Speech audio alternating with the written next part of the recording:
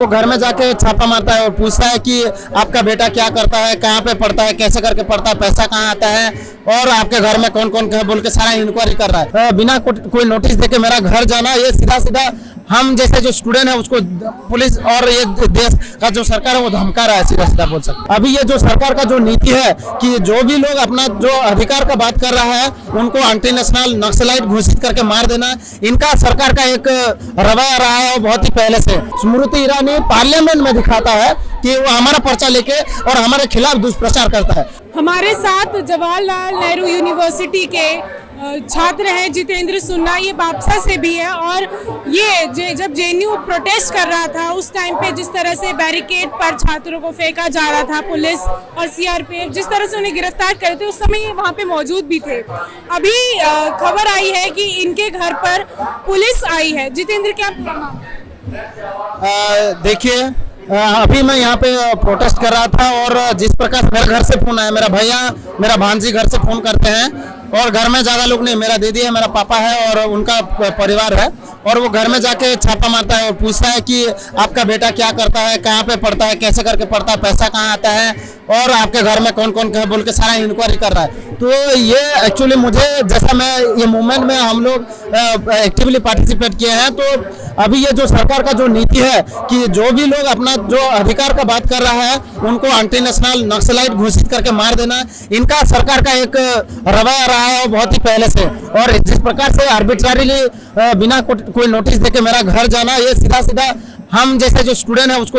Police और ये देश का जो सरकार है वो धमका रहा है, सीधा सीधा बोल सकते हैं। आपको बता दें कि जो जितेंद्र है इससे पहले वो मजदूरी करते थे और उसके बाद वो जेएनयू में आते हैं, पढ़ाई करते हैं, इवन प्रेसिडेंशियल इलेक्शन के कैंडिडेट भी रहते हैं बापसा की तरफ से, और अब वो इतने एक्टिवली पार्ट लेते रहते हैं तमाम विरोध प्रदर्शनों में। तो आपको क्या लगता है ये आपके जो मनोबल है उसे क्या किसी तरह से तोड़ने की कोशिश है, क्योंकि आप हमेशा प्रदर्शनों में कई बार दिखते रहते हैं? देखिए, ये डेफिनेटली, और पहले से भी मैं उड़ीसा, जब मैं इलेक्शन लड़ा,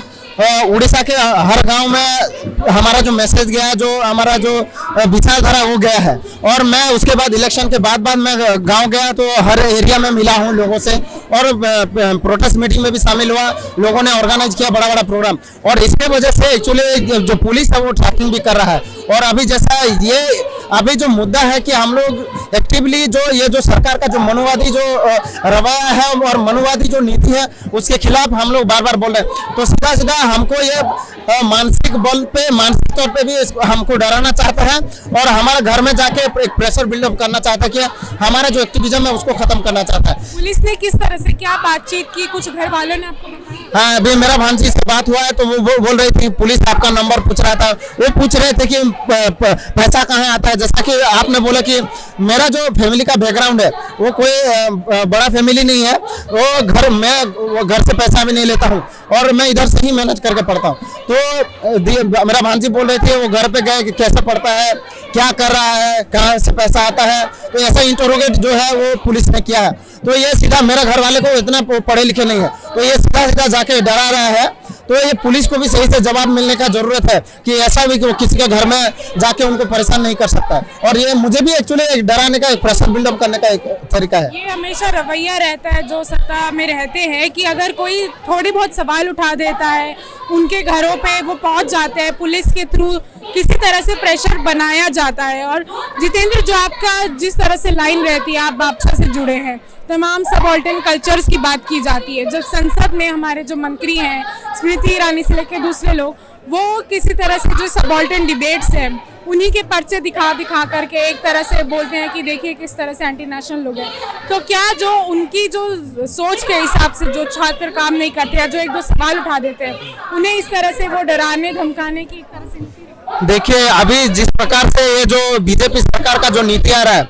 और जैसा हमारा जो एक्टिविज्म रहा है, यूडीएसएफ यूनाइटेड दलित स्टूडेंट फोरम जो एक SC/ST स्टूडेंट विंग था वो पहले से काम करके आ रहा था, और वो एक्चुअली जो एक कल्चरल जो एक मूवमेंट है, कल्चरल रिनेसेंस है, वो उसको आगे ला रहा था। अगर देखेंगे तो इस देश में जो कल्चर है, एक ब्राह्मणिकल कल्चर इस देश में थोपना चाहता है बीजेपी सरकार और आरएसएस, और इनका यही मोटो है कि जितना भी जो दलित आदिवासी कल्चर है, ओबीसी कल्चर है, उसको ही खत्म कर देना चाहता है, ताकि इनका जो वजूद है वो खत्म हो जाए, इनका जो एक आइडेंटिटी है उसको ही खत्म कर दिया जाए। तो ये जो एक मेजोरिटेरियन जो पॉलिटिक्स कर रहा है, जो ब्राह्मणिकल पॉलिटिक्स है, उसको लेके बाबसा जैसा जो संगठन है, यूडीएसएफ जैसा संगठन है, ओबीसी फोरम जैसा संगठन है, वो लड़ रहा है। तो अभी यही है कि इनका डर है, जैसा स्मृति ईरानी पार्लियामेंट में दिखाता है कि वो हमारा पर्चा लेके और हमारे खिलाफ दुष्प्रचार करता है। तो ये है कि उनको जो डर है, इनका जो कल्चरल हेजेमोनी है, उनका जो ब्राह्मणिकल हेजेमोनी है, उसको तोड़ने का जो हम कर रहे हैं कल्चरल रेबेल में,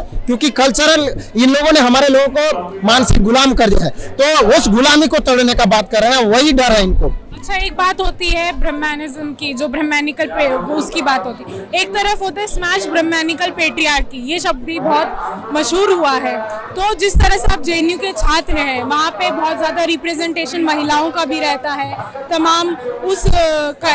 जो लोग पिछड़े तबके से आते हैं, जिनको कभी शिक्षा नहीं मिली है, जिनको किसी तरह से नौकरी हमेशा उस तरह की दी गई जैसे मैला उठाने की या इन सब की,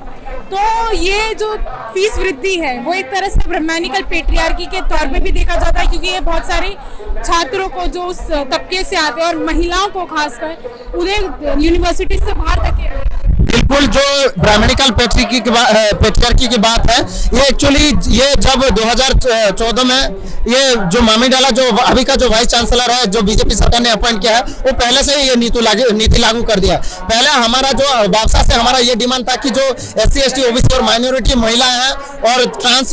पर्सन है, उनको 2% एक्स्ट्रा जो है, जो एडवांटेज जो पॉइंट है वो मिले, उनका वायवा में वो 2 पॉइंट एक्स्ट्रा मिले, और वो हमने अधिकार हमारा मिला था। लेकिन उसके बाद जब ये VC आता है, तो वो पहले उसी जो 2% का उसको खत्म करता है, और अभी का जो ये पॉलिसी है, जो ऐसा जो VI का होगा, तो लार्जली वुमेन लोगों का रिप्रेजेंटेशन देखेंगे, तो और खासकर पे हमारे जो बहुजन कम्युनिटी से, जो समुदाय से लोग आते हैं, उनका रिप्रेजेंटेशन तो ज्यादा है। तो यहाँ का जो ये अभी का जो नीति है PI का अगर लागू होगा, तो मेजोरिटी ऑफ जो हमारा जो स्टूडेंट है वो अपना पढ़ाई छोड़ने के लिए मजबूर होगा। यहाँ पे जो फेलोशिप है कि 5,000 से 8,000 जो MPhil PhD को मिलता है, वो बिल्कुल भी इम्पॉसिबल हो जाएगा हमारे लिए रिसर्च करना उतने पैसे में। तो ये एक्चुअली जो एक ब्राह्मणिज्म और जो ब्राह्मणिकल पेट्रियार्की का है, वो भी दिखता है, और वो पहले से भी लागू करके आ रहा है। और रिजर्वेशन का बात अगर देखेंगे, तो हॉस्टल, महिलाओं के लिए हॉस्टल मिलना एक बहुत बड़ा जरूरी बात है, और खास करके हमारा जो महिला आते हैं SC ST OBC कम्युनिटी से, उनके लिए भी जरूरी है। और अभी क्या किया है, ये जो एडमिनिस्ट्रेशन ने जो रिजर्वेशन था हॉस्टल फैसिलिटी में, उसको भी खत्म कर दिया है। तो ये जो नया हॉस्टल मैनुअल है, उसमें रिजर्वेशन को ही पूरा बुरी तरह से खत्म कर दिया है। तो ये लार्जली इफेक्टेड करेगा जो बहुजन महिलाएं हैं और बहुजन जो कम्युनिटी का जो स्टूडेंट है उसके लिए। तो ये जितेंद्र सुन्नाथ है, ये जेएनयू के छात्र हैं, और इनका ये तमाम इस तरह के मुद्दे उठाते रहे हैं, प्रोटेस्ट में भी शामिल रहे, और इन्होंने अभी बताया जिस तरह से ये इन सब ब्रह्मानिकल पेट्रियार्की है, इन सब मुद्दों पर जिस तरह से हमला करते हैं, प्राइवेटाइजेशन पर हमला करते हैं, तो कहीं ना कहीं सरकार उस पे शायद डरी हुई है, इसलिए इनके घर पर पुलिस भेजी जाती है, और पुलिस इस तरह से इंटरोगेशन करती है कि कहाँ से पैसे आते हैं, किस तरह से आते हैं। तो ये किसी तरह से छात्रों का मनोबल तोड़ने की शायद कोई कोशिश हो सकती है, ये आकलन लगाया जा सकता है।